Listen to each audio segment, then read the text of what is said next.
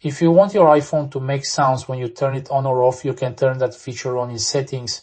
Go to Settings, then scroll down and tap the Accessibility button. In the Accessibility section, scroll down to the Audiovisual button, tap it, and you should see the startup and shutdown sounds under it.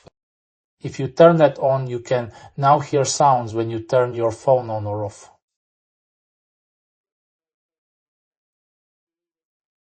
So let's try turning it off. Here is a sound and basically how you can turn that sound on. That sound will also play when you turn your phone on.